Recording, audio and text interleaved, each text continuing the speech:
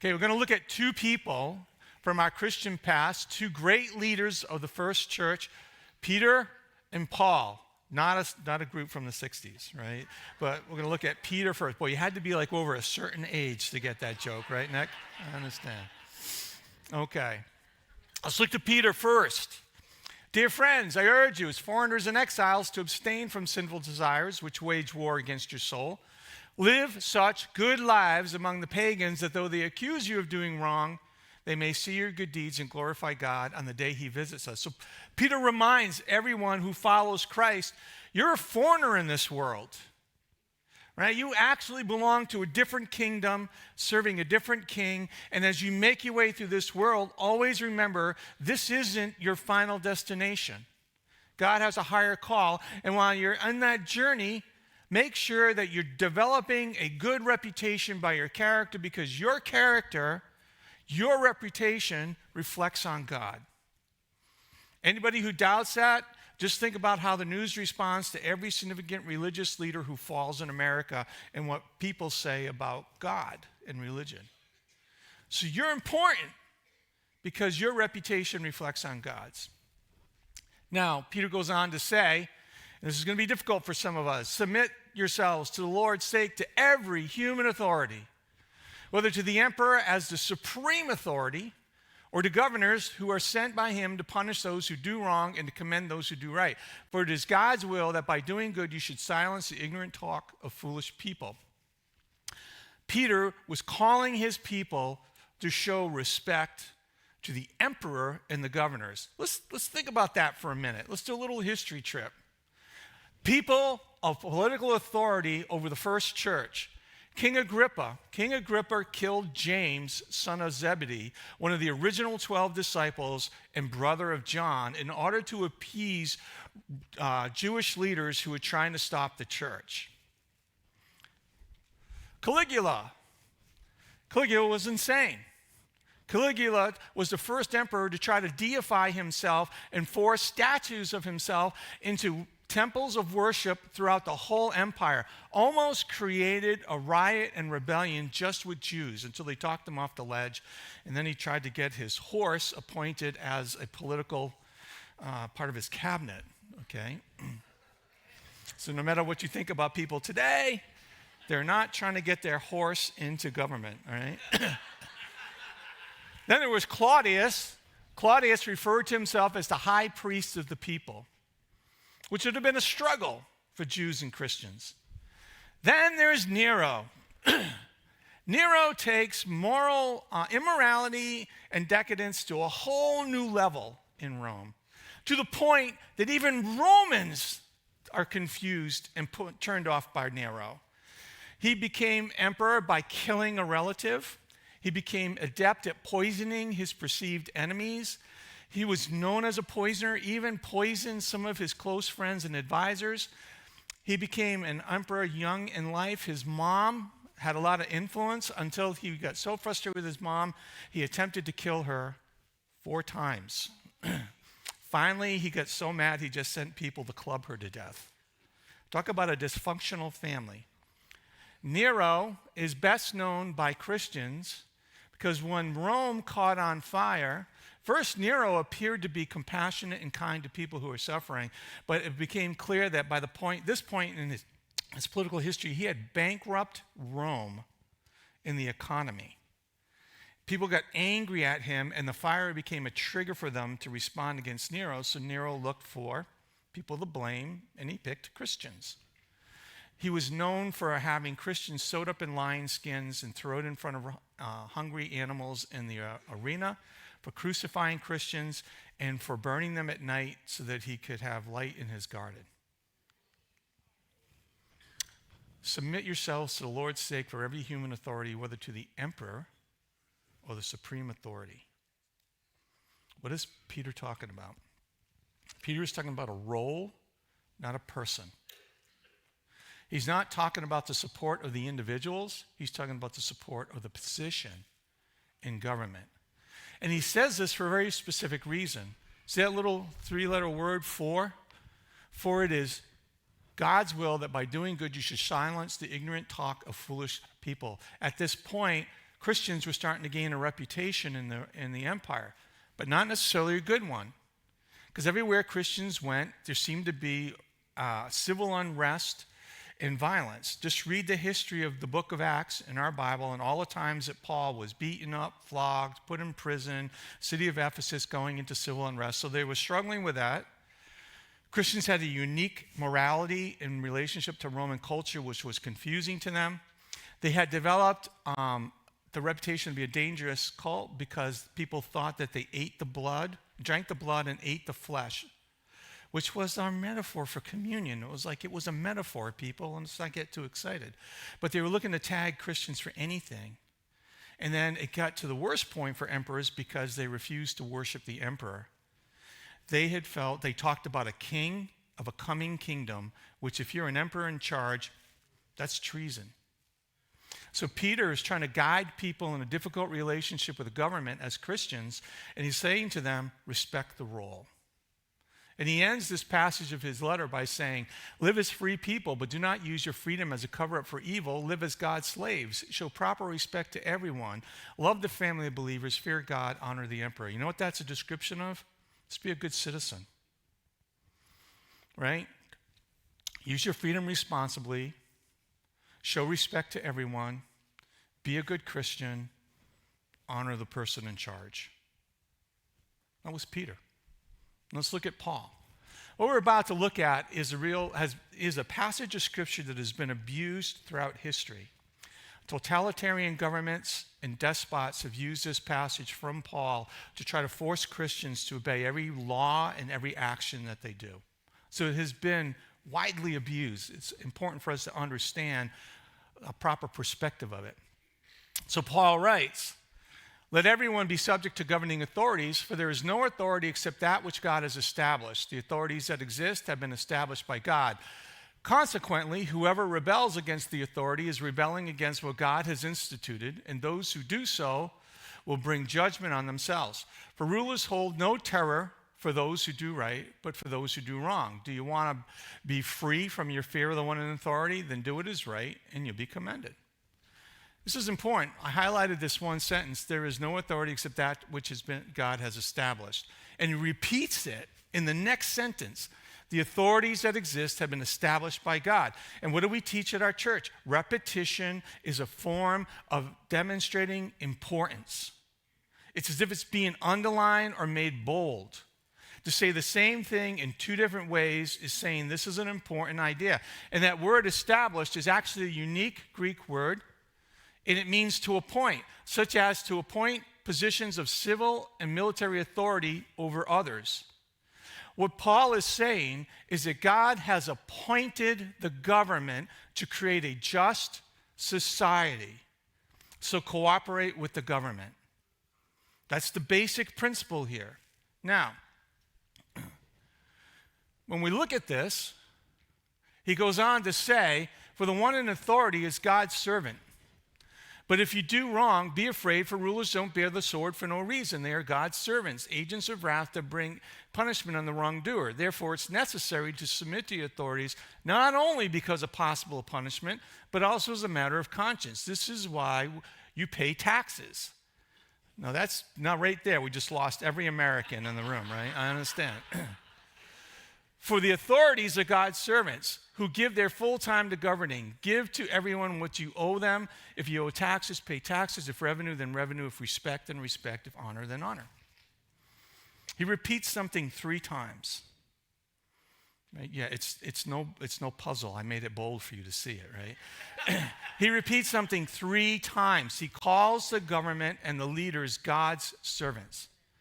That has nothing to do with the spiritual condition of the leaders. Paul's not saying that because they're politicians, they're saved. Paul is using that phrase in a very important way. Let me tell you how it was abused first, and then we'll look at how you're supposed to use it. That passage gave rise to the idea of the divine right of kings, in which individuals who were born into certain families had the right to be king, and their philosophy was, God has put me into this family. I'm going to serve as king. If you worship God, you will obey me. Right? Americans did not respond well to that. We have a big historical event called the Revolution. It shows you how Americans responded to that. But even in our modern world, there's this idea that if I've been elected, this is my destiny. Therefore, everything that I do is backed by God. But that's not what Paul is saying, because Paul has a very specific worldview about the idea of being God's servant. Who is his finest example of being a servant of God? Thank you. It's church, Nick, right? It's like 99% of the time you're going to be right saying Jesus. Jesus was the ideal of being a servant of God. And what did Jesus do? Put the interest of others above himself. Jesus was willing to sacrifice himself for the good of others. So when Paul uses this idea of God's servant, he's saying, look at, the government's been appointed by God to bring a just and compassionate society, and anyone who serves in that capacity should serve at the will of their master. Because that's what a servant did. A servant served in the will of the master to do what the master had appointed them to do the way the master would want them to do it. We had some ideas about what it meant to be a God's servant in government. They were supposed to create justice and compassion, a society that does right, learn to do right, seek justice, defend the oppressed, take up the cause of the fatherless, please the cause of the widow. God's servant, as a political leader, should create a society that is just and compassionate. Or this one, when Paul said, pray for kings and all who are in authority so that we can live peaceful and quiet lives marked by godliness and dignity. Political leaders are supposed to create a society of peace where people can live quiet lives without fear of violence, marked by good character, treating everyone with dignity. That's what a political leader is supposed to do, and that's their job for creating a society like this. This is what Paul is saying. Let's summarize. Peter is saying to us, be good citizens. Use your freedom responsibly. Show respect to everyone. Love other believers. Honor your leaders. What did Paul say? God has appointed the government to create a just and compassionate society. Fulfill your duties as a citizen and respect your leaders. It's interesting what they both wrote, because if you know history, you have to wrestle with the question, what do you do if our leaders are not being good servants? After all, Peter and Paul were executed by Nero for their faith.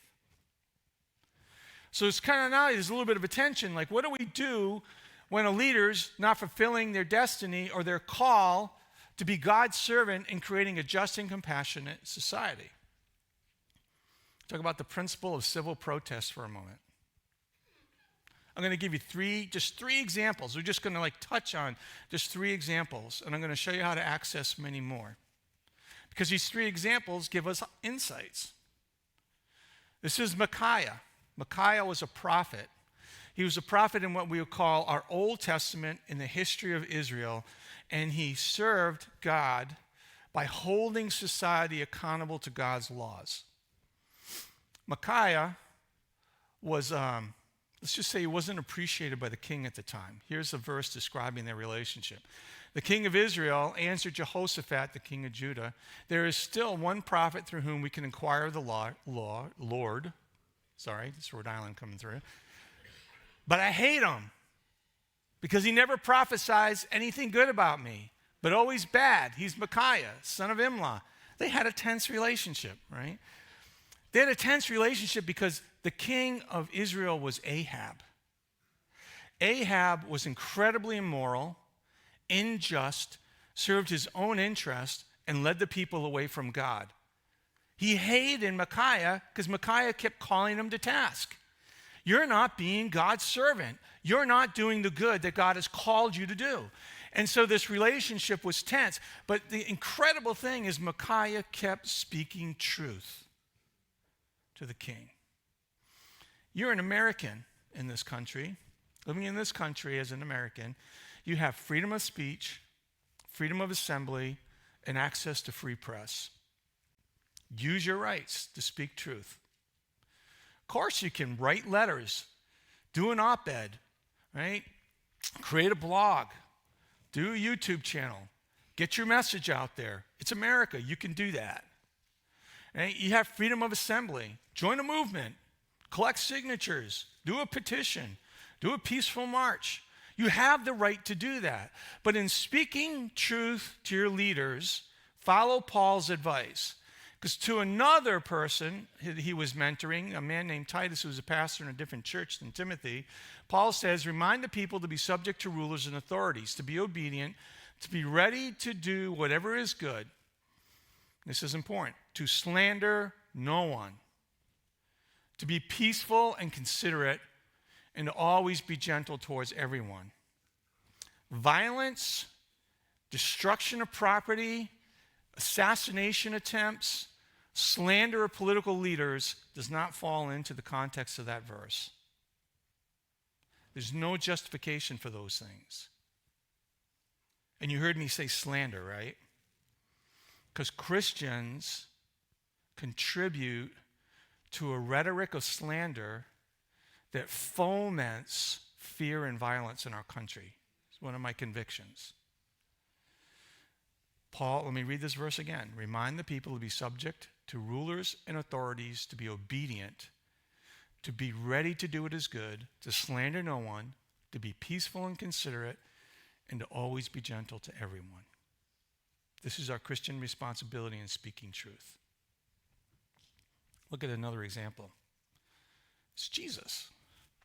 So here's a woman ripped out of a bed in the act of committing adultery, dragged into the streets by the authorities and thrown at the feet of Jesus because there was a law that anyone who committed adultery should be executed. And so these religious leaders throw the woman in front of Jesus and say, what are you going to do? Here's the thing. It was an unjust act because there's no man present. It's an unreasonable act because there's no indication in Jerusalem at this time that they ever enacted that law because they couldn't. Rome did not allow them to execute a citizen. They needed permission of the government. That's why later in life, the religious authorities took Jesus to Pontius Pilate for crucifixion. This was a trap for Jesus, and this woman was a tool. Jesus had to decide how he was going to participate. Jesus had to decide if he was going to participate in an unjust act or if he was going to stand against it, and how could he stand against it in a way that was compassionate to the person who was being victimized. So you know what he did? Jesus distracted the crowd, convicted them with wisdom, and then dismissed the woman with spiritual guidance.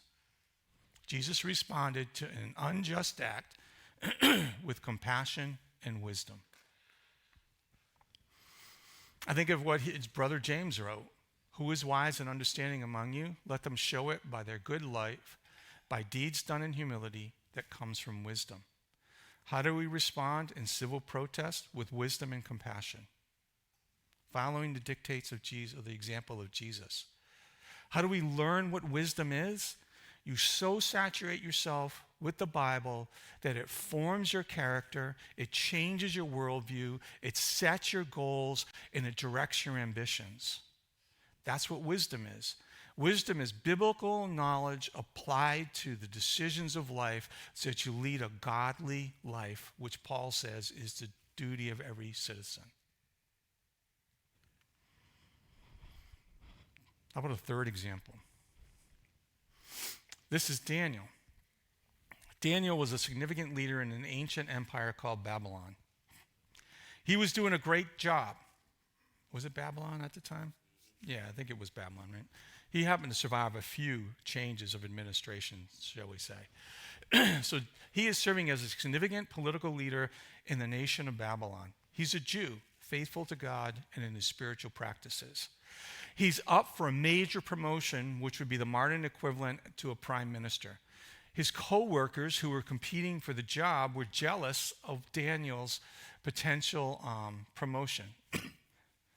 So they manipulated the king into creating a law that said for the next 30 days, no one in your empire should worship anyone but the king. moral quandary for Daniel.